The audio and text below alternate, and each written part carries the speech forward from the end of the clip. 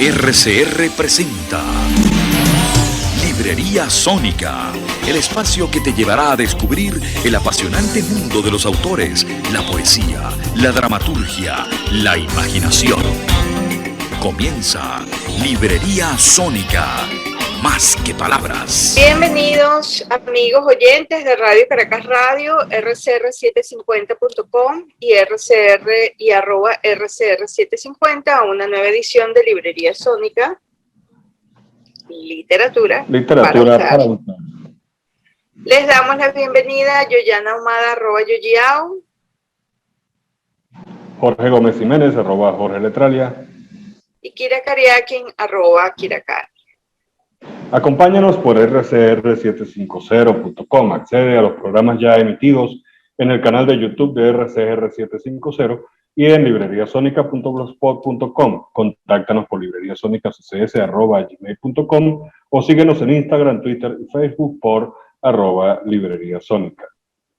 Y no dejes de visitar los perfiles de Radio Caracas Radio en Twitter, Instagram, Periscope y YouTube como @RCR750. En el programa de hoy tendremos a Flavia Pesci-Feltri, autora del poemario Trazos en Fuga, publicado por OT Editores. Bienvenida, Flavia. Muchas gracias, Jorge, Kira, Yoyana. Gracias por tener la gentileza de invitarme a este programa que siempre resulta tan grato escuchar. Gracias. Gracias a ti por venir. Antes de pasar a nuestra entrevista, vamos a comentarles algunas noticias de actualidad en el medio literario. Bueno, el Programa Venezolano de Educación, Acción y Derechos Humanos convoca el cuarto concurso de cuentos por los derechos humanos al fin de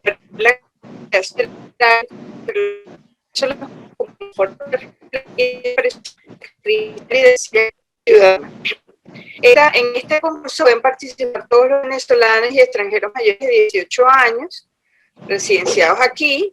Los participantes deberán enviar un cuento con seudónimo y la temática tiene que estar relacionada con los derechos humanos, los cuales reflejan en general pues la dignidad humana y los valores que la sustentan, enfocada en las víctimas de la violación de derechos humanos. Todos estos cuentos, por supuesto, tienen que ser inéditos, originales, tienen que estar libres de compromisos editoriales. Y bueno, cada concursante, cada autor solo puede concursar con un solo cuento. Tiene que mandarlo al correo concursocuentos@provea.org y en ese correo tiene que mandar dos archivos, el del cuento y el otro en un documento donde esté su nombre real, etcétera, con sus datos, sus cédulas, su dirección y su teléfono. El cuento tiene que ir con seudónimo o con un lema.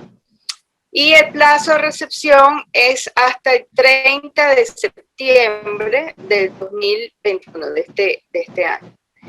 El veredicto se hará el 30 de noviembre y la premiación será el 10 de diciembre. El jurado está conformado por Katina Enríquez, Jorge Gómez Jiménez y yo. Habrá un premio único de $600, el cual será indivisible y no podrá ser declarado desierto. Entonces, bueno, para mayor información pueden consultar al correo procesosalternativos@derechos.org.be o visitar el portal provea.org, donde está toda la información bien estipulada, ¿no? Bueno, no sé si tienes otra noticia, Jorge. Hay un libro sobre esos temas, se llama Juez en el invierno.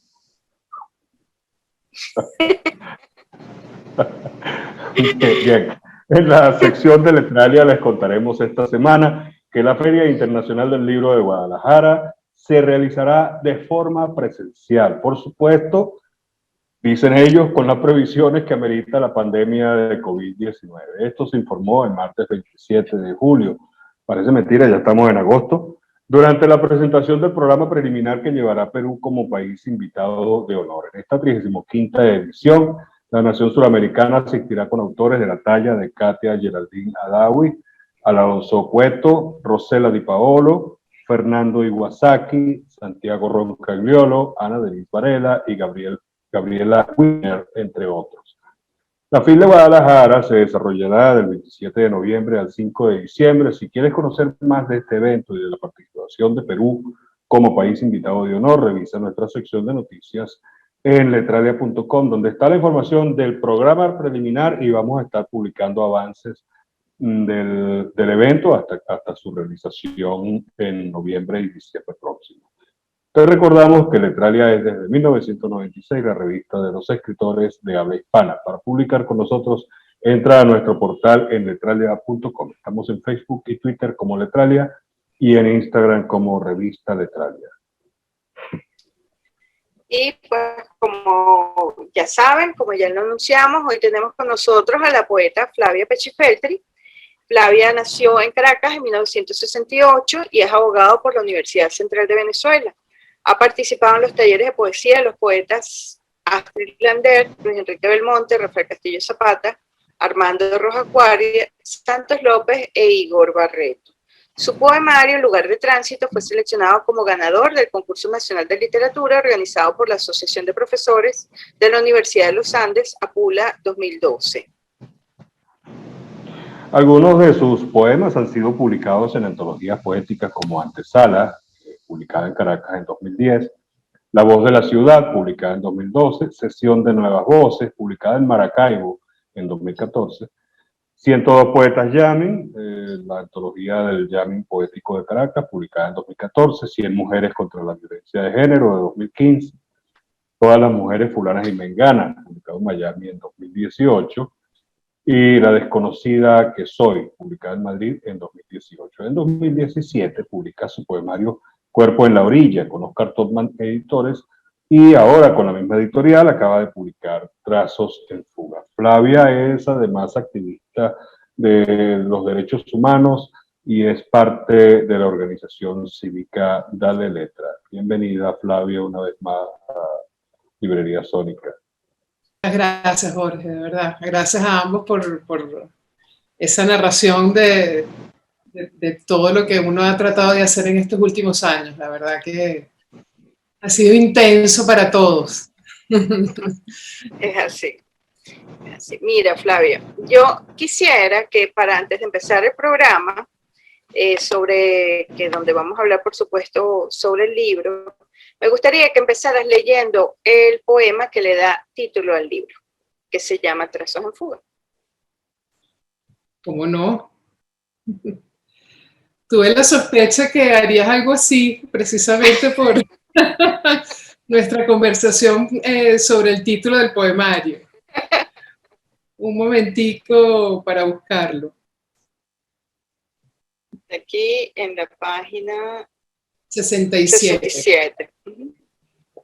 Bueno, voy a leerlo. Trazos en fuga. Mientras todo dormía, se apoderó de ella un extraño desvelo. Fueron los primeros bostezos luego del sosiego. Entre las ramas aparecieron, hurtados, palpitantes, limpios, efímera geometría de sucesivas ausencias. Jadean justo antes de la incipiente luz.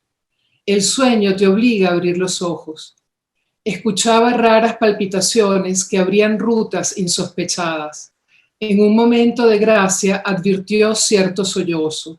Intentó traducir la vida naciente, la del otro. Echó mano a símbolos para descifrar el instante conjugado. Alucinando en lo impropio, confundida en la insondable soledad yacente. Reconoció haber llegado. Entendió que debía soltar, abandonar, respirar hondo, dejarse cunar entre los trazos en fuga, pendular en el contorno, como rayos paralelos vagando en el afuera, el adentro, el no lugar. Bueno, yo este poema, después de leer detenidamente el libro de nuevo, obviamente creo que resume no el libro, sino tu aproximación como poeta a los temas de este libro.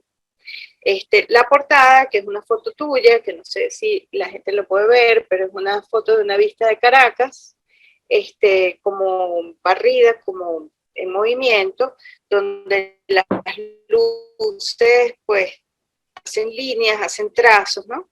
Y bueno, y genera toda esta experiencia estética, pues, que es el libro, junto, donde la portada realmente traduce el título, ¿no?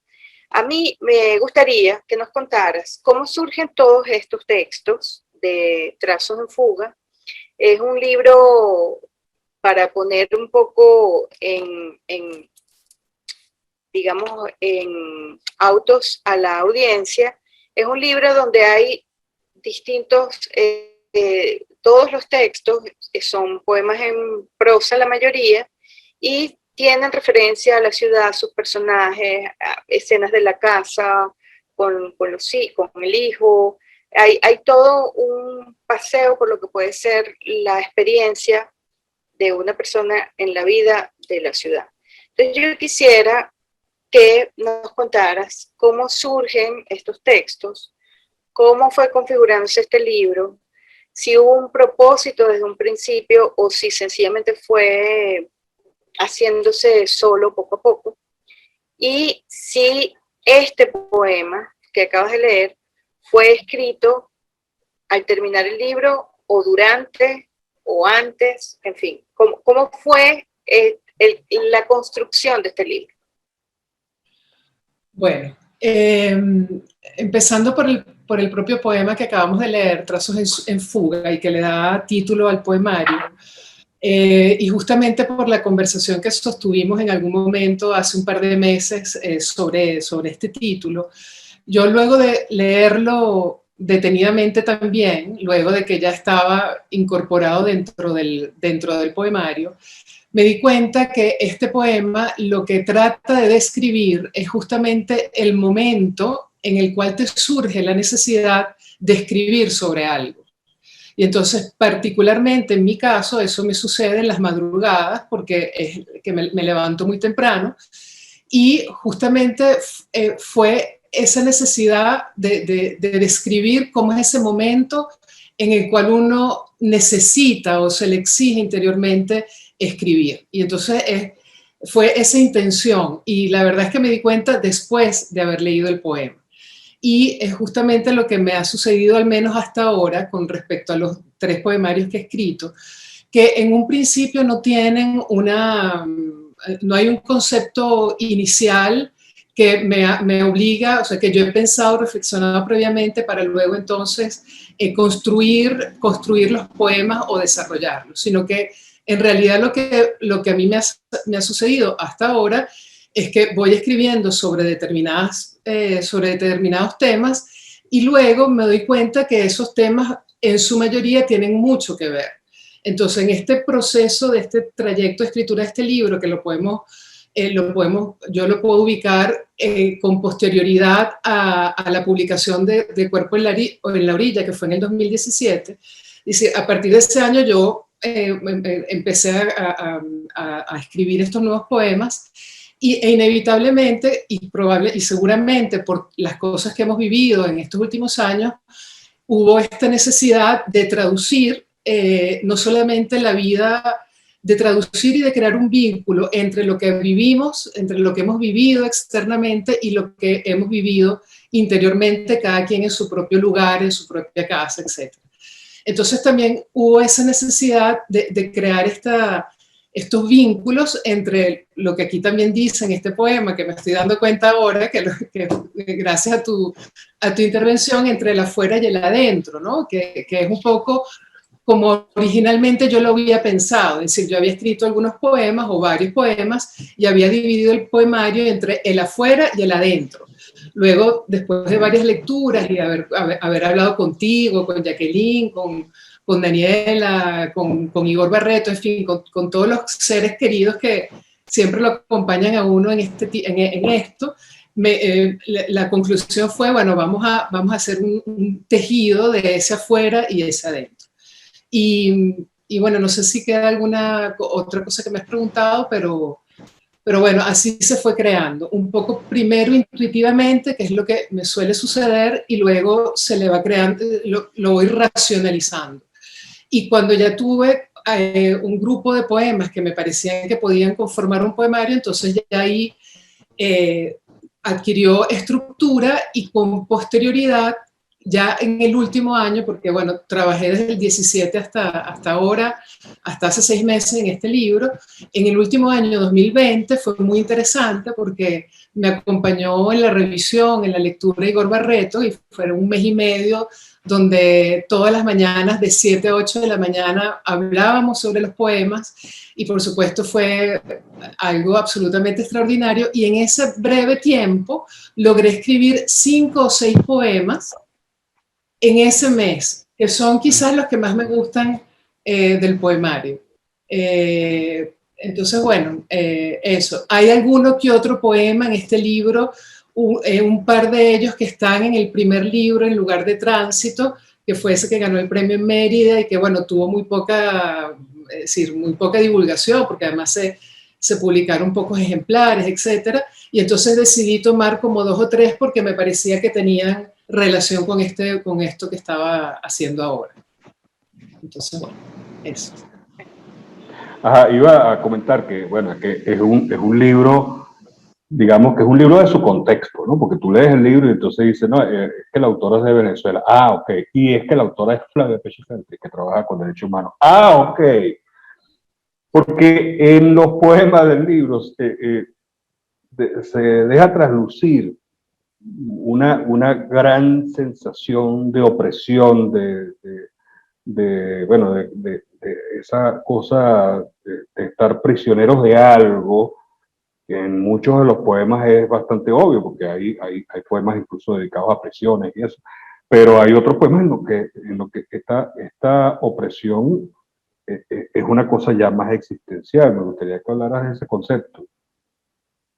Sí, sin duda que, y de nuevo, sin saberlo, sin quererlo, sin pensarlo previamente, es natural, pienso yo, que este vínculo con el derecho, este vínculo con el ejercicio profesional o con el ejercicio que uno intenta realizar diariamente, con la universidad dando clases de derecho y ese contacto con los alumnos, y además también participar o formar parte de de actividades que están dirigidas a exigir la protección de los derechos humanos. Todo eso seguramente se ve reflejado en el libro, porque para quienes ejercemos el derecho o hemos estudiado esta profesión que es absolutamente extraordinaria, pero tan vilipendiada,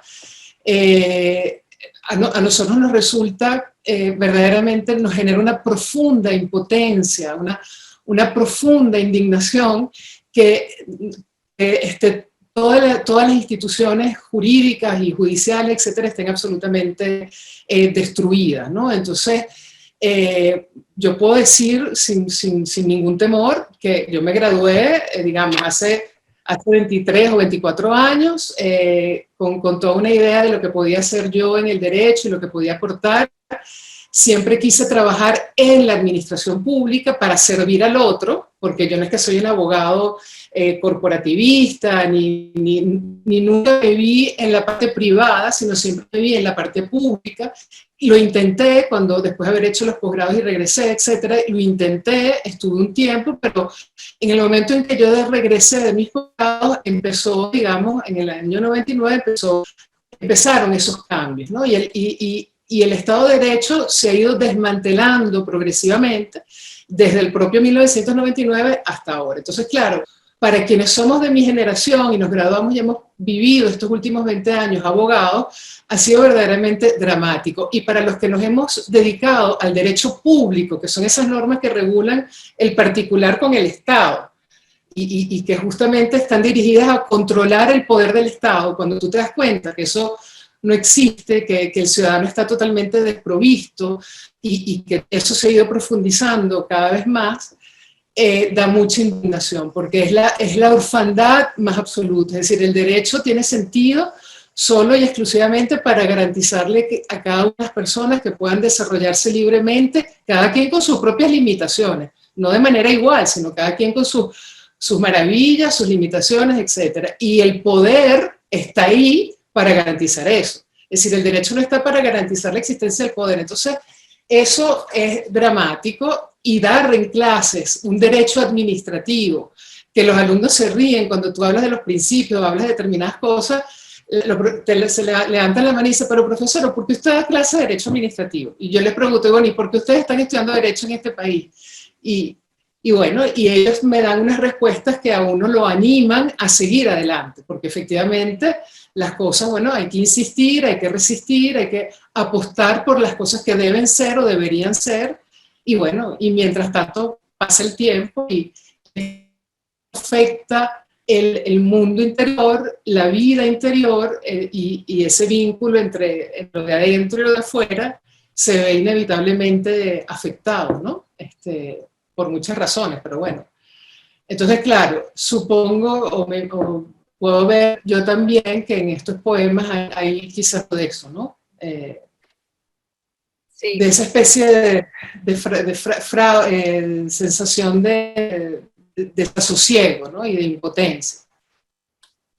Sí, sí, bueno, de hecho la pregunta que tenía una pregunta preparada que tiene que ver con justamente el epígrafe del libro, que es un fragmento del Requiem de Ana Akhmatova, que dice,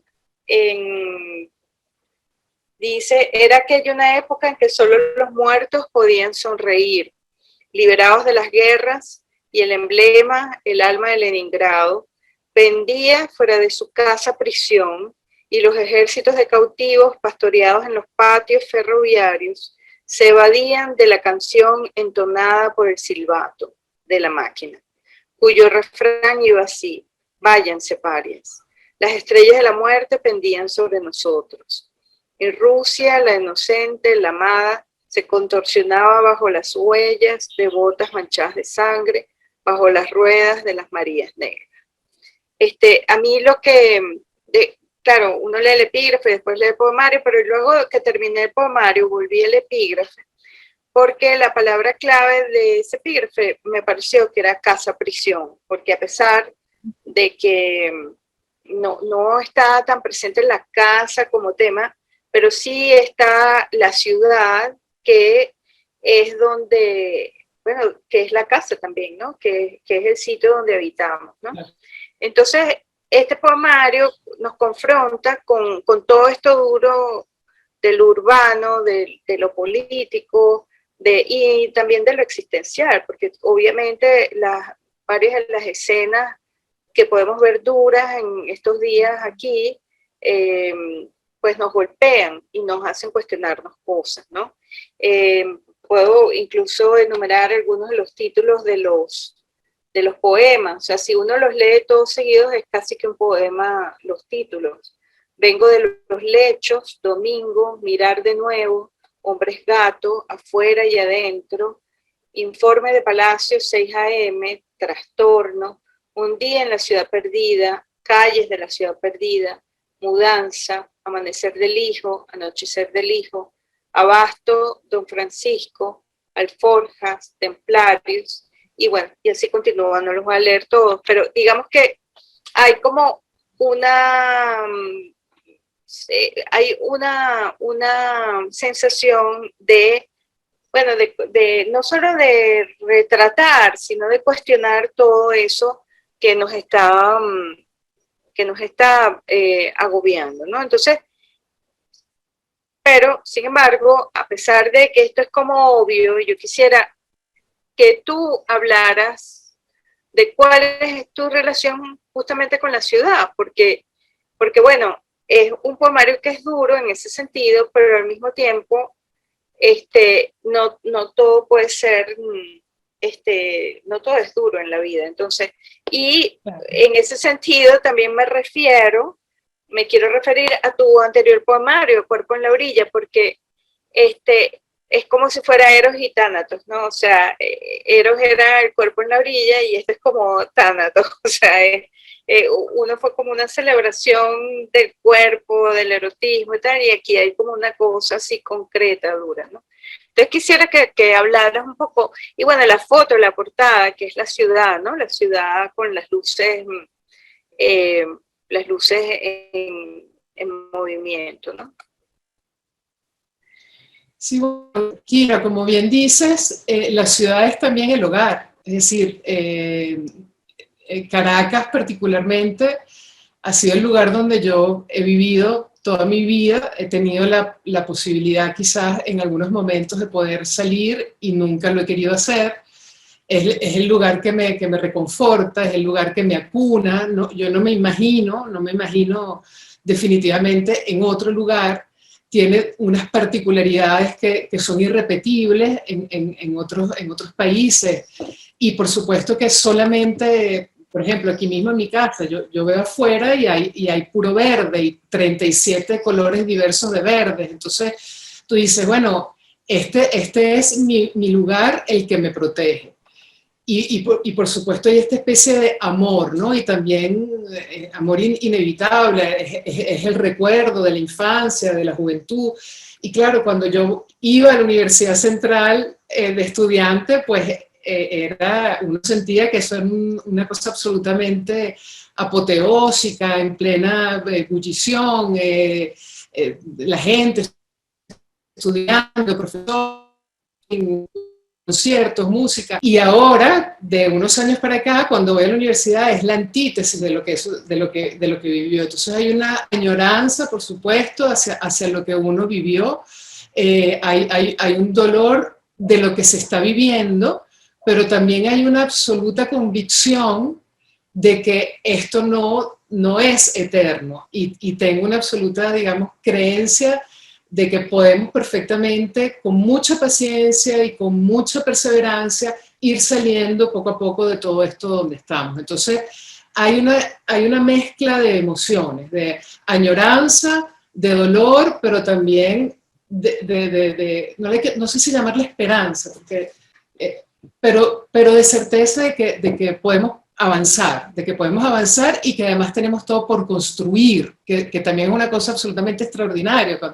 En otros países está todo hecho, todo dicho, entonces las preocupaciones son unas preocupaciones que uno, bueno, se sonríe, ¿no? En cambio aquí, bueno, no es que, pero está todo por hacer y hay que tener bueno, yo diariamente me digo, hay que insistir y hay que asumirlo, es decir, hay que asumirlo y tratar de seguir adelante, ¿no?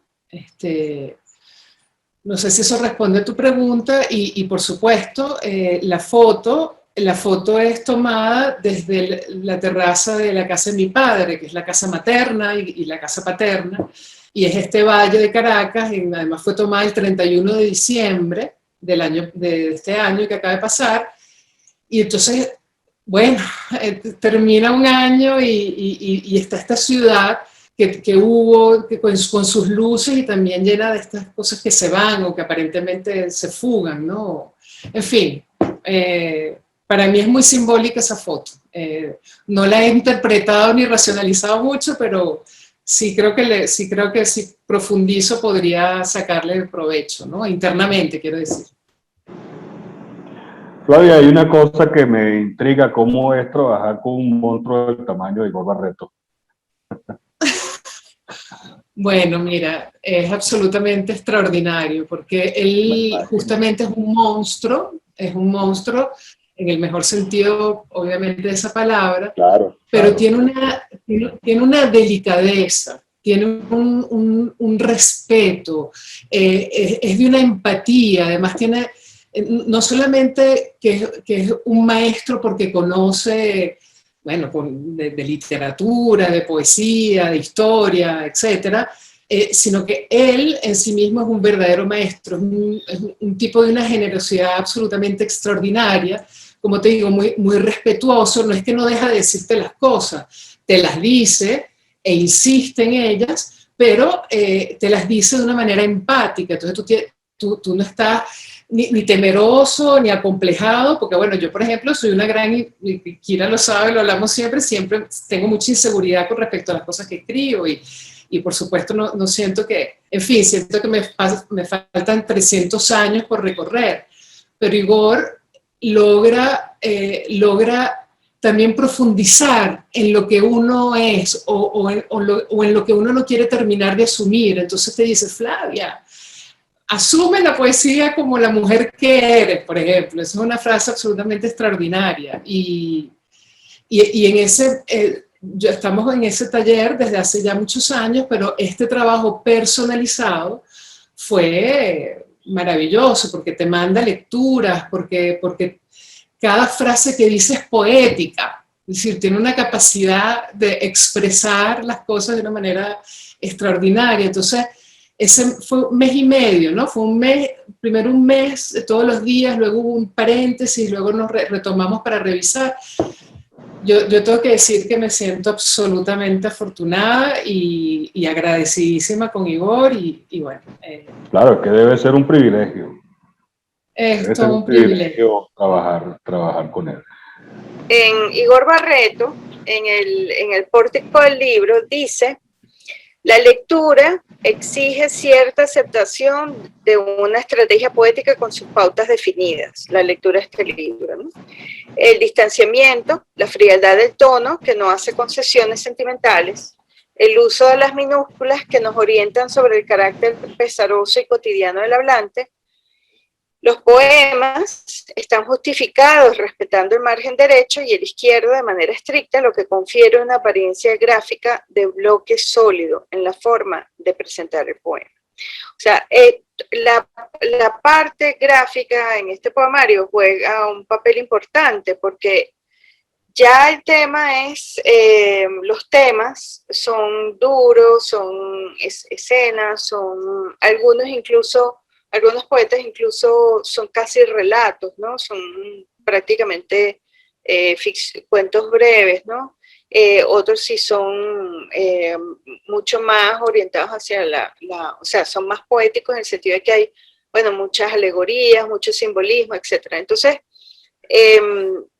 cuéntanos sobre esta estrategia de escritura, porque yo sé que también en tu primer poemario y en Cuerpo en la Orilla, también usas minúsculas, hay algunos textos en bloque.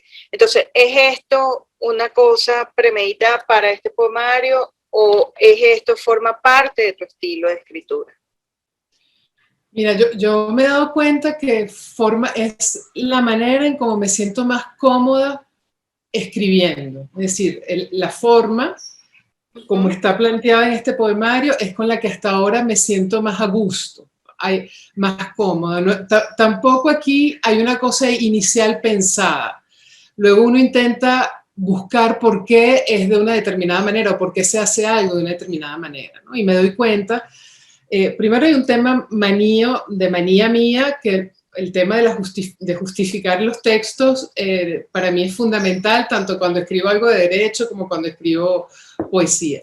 Pero es que luego me di cuenta que me gustaba, que le daba una solidez, una fuerza, que de alguna manera impedía dispersarse hacia ese otro lugar, y que presentado de esa manera es un bloque que está diciendo algo de forma sin pausas prácticamente, que es algo un poco que intenta arrollar, ¿no?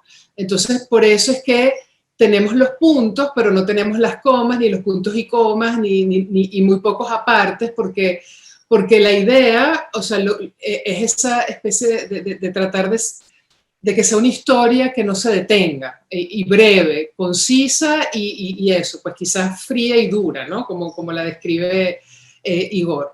Luego también tengo un tema con las mayúsculas, porque cuando uno empieza un texto con mayúsculas es porque ya lo que se dijo antes terminó, y yo siempre he tenido y creo que en algún momento, no sé si lo hemos conversado, Luna, pero sí lo había conversado con Evelyn, contigo no sé si lo conversé, pero con Luna seguramente, con la editora. Yo tengo esta idea, o yo siento que uno viene de las lecturas previas que ha hecho desde que se es adolescente y a lo largo de toda la vida, que uno tiene esos padres literarios que están contigo, que te acompañan, y que de alguna manera uno está continuando un discurso que ellos dejaron en papel. Entonces mi sensación, o lo que yo quisiera, o como yo me siento cuando escribo, es que yo estoy retomando lo que dicen otros y que es un diálogo continuo, y por eso no hay mayúsculas, porque no hay apartes, porque no se cerró algo para comenzar otra cosa, sino que es todo sin tiempo y espacio. Es decir, no hay ni tiempo ni espacio. Por eso también en este texto, y por eso también los incluí, y eso también me di cuenta después, que hay poemas que parecieran, que la voz pareciera que es que estás reencarnando a otro que vivió otra cosa. Es decir, es la búsqueda de otras voces que probablemente ya no están, o de imaginarse que uno está reencarnando otras voces, porque al final es un discurso único. La humanidad vive y padece y disfruta siempre las mismas cosas, las hermosísimas y las dolorosísimas y las que no lo son tanto. Y entonces, no importa en qué momento histórico estemos viviendo, no importa qué cosa concreta estemos padeciendo o viviendo favorablemente hacia uno, sino que eso siempre se repite. Entonces, bueno, es como ese discurso que nos interrumpe, y por eso no me gustan las mayúsculas. No las pongo porque yo no estoy diciendo nada nuevo. Yo no estoy diciendo nada nuevo. Yo estoy recreando algo que tenemos 2500 años viviendo. En fin, eso es un poco lo que yo he reflexionado sobre mí misma con respecto a esto.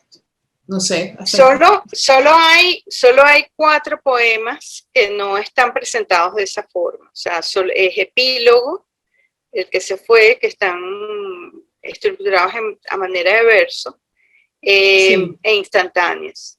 Y luego está un poema bien particular que se llama Un día en la ciudad perdida, que tiene una estructura prestada como de la dramaturgia, o sea, donde hay una sucesión de horas, donde pasan cosas en cada una de esas horas, y hay un coro de voces que acompaña al protagonista de lo que le está aconteciendo, pues, cada hora, ¿no? Yo quisiera que nos hablaras de ese poema en particular, porque es muy, bueno, se destaca el lote, por decirlo así, porque por un lado es como narrativo, pero al mismo tiempo no, o sea, está más cercano para mí a la dramaturgia que a la poesía, porque hay como una intención, además, dramática en ese sentido. Sí, ese poema tiene algunos pequeños poemas, o sea, porque algunos de esos versos que están ahí ya yo los había escrito, ya fueron versos que había escrito en algunos momentos en el pasado, y algunos están en el primer poemario ese publicado por la Universidad de los Andes, Mérida, y de repente me encontré con algunos poemas breves, muy breves, que por sí mismo, bueno, podían decir algo, pero que pensé que podía tener más valor, o quizás podía ser más interesante juntarlos. Entonces, algunos los junté, y para completar, o sea, bueno, y pensé, bueno, muchos se refieren a momentos que podrían estar vinculados con las horas de la ciudad, porque efectivamente algunos hablan de la mañana, del amanecer, luego hay unos del atardecer. Entonces, bueno, lo fui estructurando de esa manera. Y claro, ahí parece unos protagonistas o unos personajes, y está este coro. Efectivamente tiene una estructura de dramaturgia, pero no lo pensé así, es decir, yo no tengo la referencia tampoco, no conozco del tema, o sea, he leído obras de teatro, etcétera, pero no tengo la cercanía, pues, como para haberlo planteado así. Se dio de nuevo de una manera intuitiva, de una manera natural, y el coro me pareció fundamental. Pero me salió así, no fue pensado. Es terrible, algunos se jalarán los pelos cuando digo esta cosa, pero... No, para nada. A mí me parece que siempre es interesante saber los procesos con los cuales uno escribe ciertos textos, pues porque yo creo que a veces la gente también piensa que los poetas son más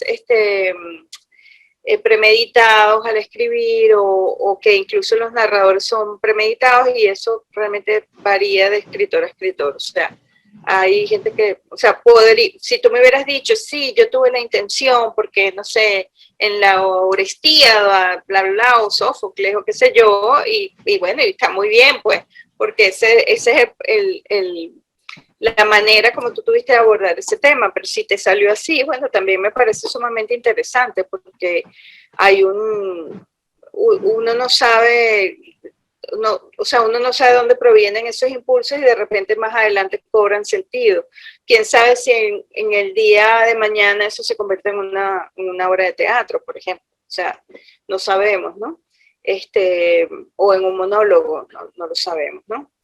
En el libro también hay varios poemas que dialogan con fragmentos de textos de otros autores. Y no son epígrafes, está el texto y luego al final hay como un fragmento que no es breve además, de autores como Susan Sontag, María Zambrano, Armando Rojas Guardia, Fernando Sabater. Y en el caso de uno de ellos, que es El fin del mundo, está todo el versículo del 32 al 39 del Evangelio según Mateo, ¿no? Entonces, esta es otra instancia que me gustaría saber cómo fue eso. ¿Fueron estos textos los que detonaron la escritura de esos poemas o fue una cosa fortuita que después encontraste que estos textos correspondían a tu poema, en fin? Bueno, son lecturas, fueron los textos, los poemas fueron escritos independientemente de esos textos que están a nota a pie de página.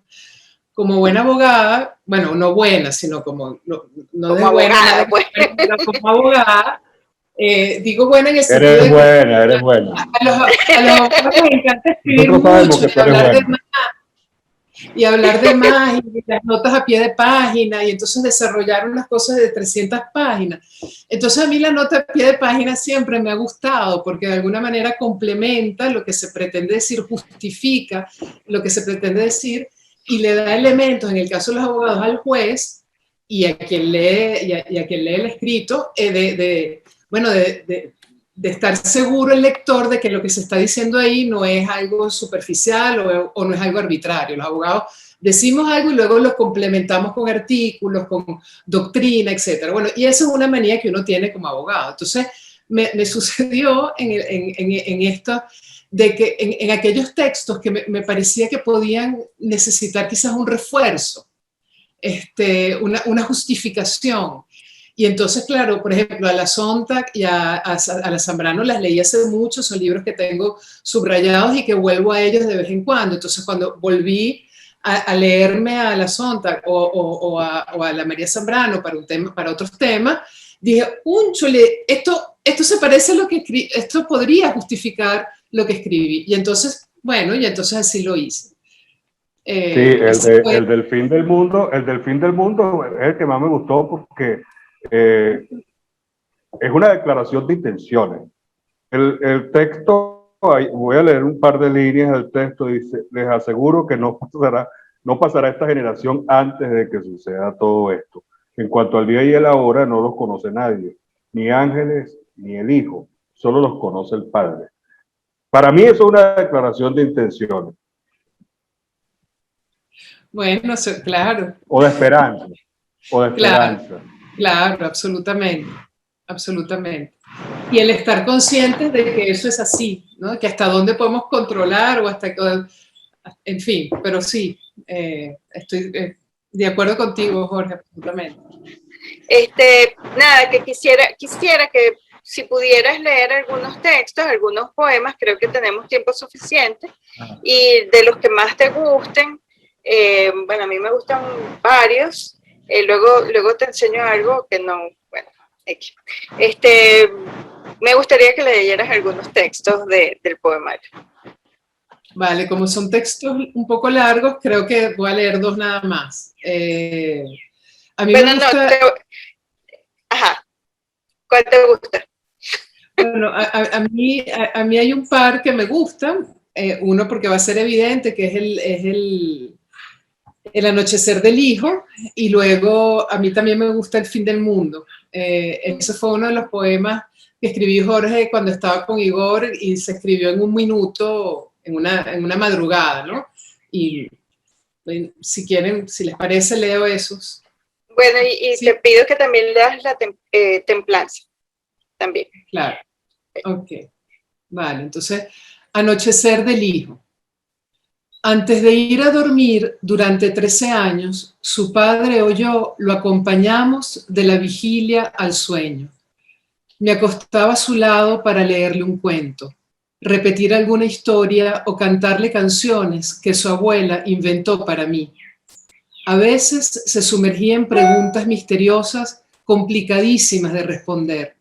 Otras, su mirada alargaba los minutos llevando sus brazos a mi cuello para decirme al oído, te amo. Intentábamos no ceder a la impostergable oscuridad, a la desvanecencia del dulce mundo creado noche tras noche. Hoy, mientras transita hacia la madurez, es él quien se acerca a mi habitación. Da un toque leve a la puerta, con agua tambaleante para ambos. Apoya en la mesita el vaso que beberé a mitad del sueño. Me roza tierno en la mirada, como queriendo honrar cada una de esas noches. En ocasiones regresa sobre sus pasos, asoma su cabeza de hombre joven y pregunta bajo, como para no escucharse. ¿Puedo quedarme un ratito nada más? Ese es. El otro era templanza, ¿no? Aquí tengo templanza. Absorta en una constatación inútil, decide levantar el sueño. Es hora de que la luz traspase las fracturas. Es hora de que el mundo vuelva. El café humea. La ciudad refugiada en un rincón trae consigo mensajes desvestidos. Tiemblan los reinicios. Quisiera doblarlos, pero no es posible. La montaña bosteza hondo en la penumbra. Brama desde sus piedras el sordo hablar de los grillos. Confabulan las nubes en profusos movimientos. Abonan el aire. Clarea el frescor. Picotean los sonidos desde las ramas. Un detenido instante. Rara forma de incerteza la vida. Y el fin del mundo. Ahora que ha llegado la lluvia y amenaza con inundarlo todo, el pequeño pueblo se reúne a contar sus cuitas. La mujer del carnicero aviva el fuego con sus piernas, mientras el notario anota las deudas, acariciando el bigote meticulosamente delineado. La maestra aprovecha la ocasión para mirar de reojo al que fue su peor alumno.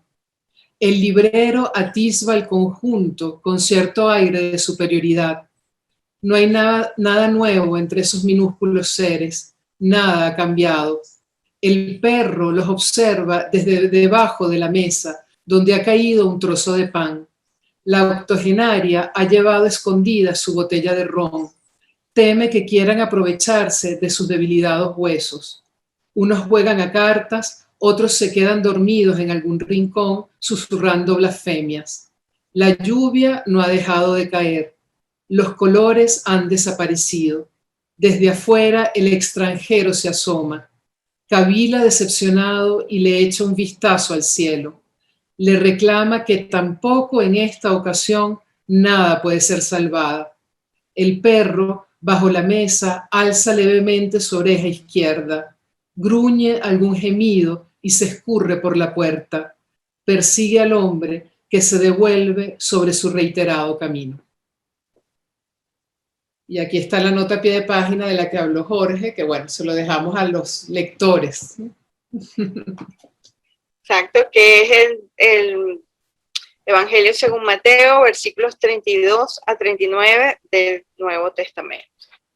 Así es. Sí. Quería preguntarte justamente por tu vocación, bueno, por tu ejercicio del derecho, aunque de alguna manera lo hablaste al principio, pero quería como que lo concretaras más.